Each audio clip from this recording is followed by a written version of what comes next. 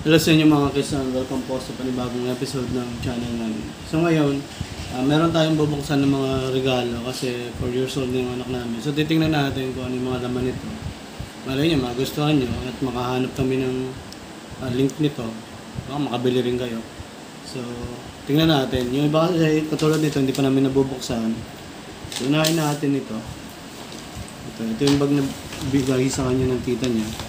So kung papasok na siya next year, maganda nito, may lagayan ng tubig. So yan, mayroon chain din, dinosaur. So yung design niya is more dinosaur. Yan, cute yung design niya tsaka yung kulay. So tingnan natin yung loob. Wala naman, plastic lang.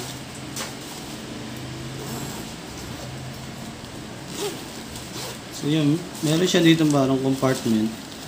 So, meron din binigay sa kanyang food. Sinama na lang. So, meron dito pouch.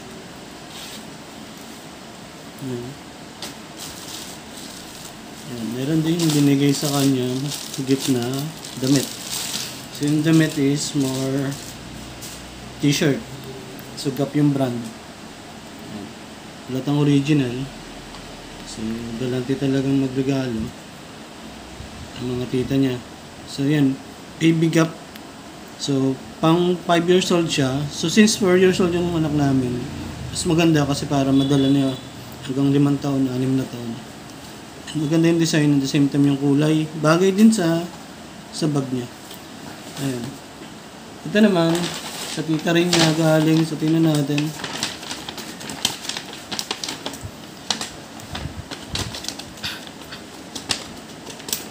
So, Uniqlo yung brand.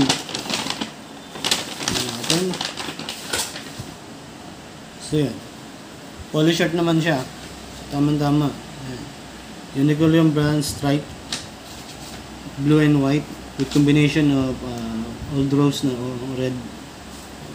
So, medyo malaki din. Pero, okay lang kasi para madala hanggang tumangkad pa siya. So, yan. So, yan. Magandang one. Maganda suotin yan. So, focus na tayo dito ngayon sa kanyang gift na isa.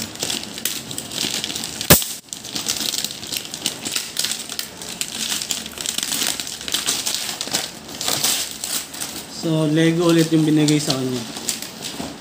Actually, napakadelikado ng Lego. Lalo na pag huwag niyo pa papanoorin sila ng mukbang na Lego. Kung alam niyo yun, sa mga mamshi dyan. Napakadelikado kasi minsan kinakain nga ng karakter na Cocomelo Lego. So ito, kung gusto nyo palaro, kailangan kasama kayo or buuin nyo na lang. Pag nabuo nyo, lagyan nyo ng tape para hindi nyo nila marami yan. So meron bubuuin.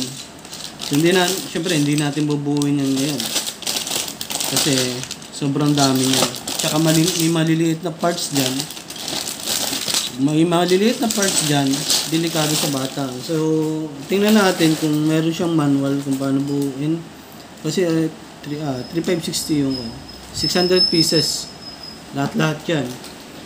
Creative, mix and match assorted set. So, tingnan natin kung meron. Paano mabubuo kung wala. Walang user manual, walang manual kung guide paano buuin. So ano ba yung dito buo sa likod ba?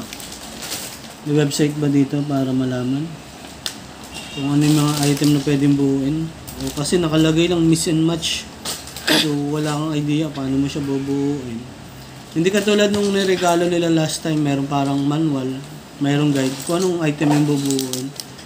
So dito medyo maghanap tayo sa website. O baka tayo mismo yung magkikreate ng design. So yan.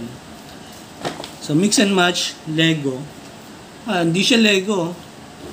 Coco. So ibig sabihin, pirated. Ibig sabihin, ibang brand. Hindi siya Lego. So, tingnan natin.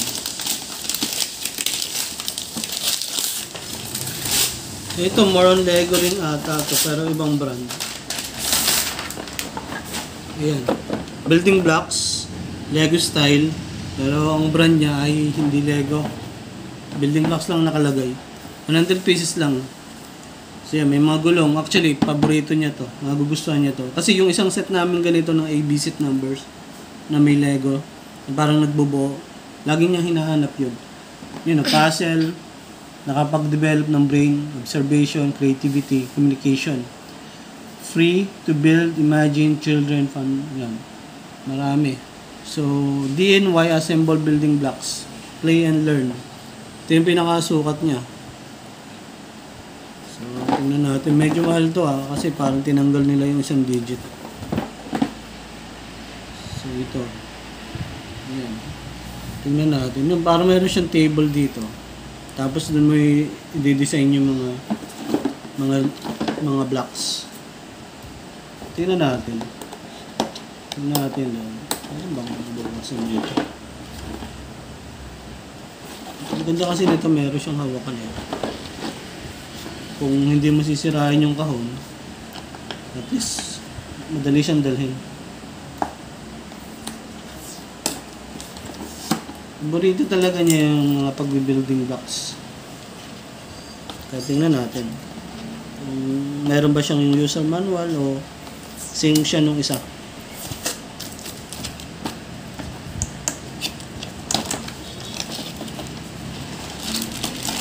Ayan. Makikita lang natin dito is yung may mga sticker.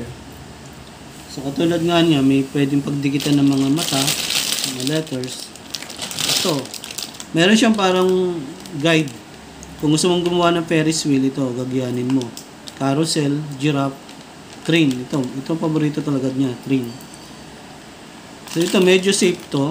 Kasi nilalaro na din naman niya eh. Kasi medyo maliit lang to kumpara doon sa dati. So meron tank. Siguro maganda punasan muna ng wipes bago ipagamit. Ito yung pinaka-table niya. Dito siya magki-create. Tingnan natin yung pinaka-paa.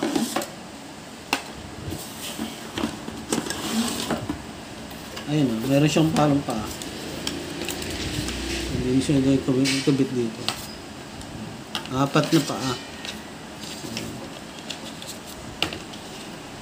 At least hindi siya nakayuko, di ba? Parang may naka-table siya.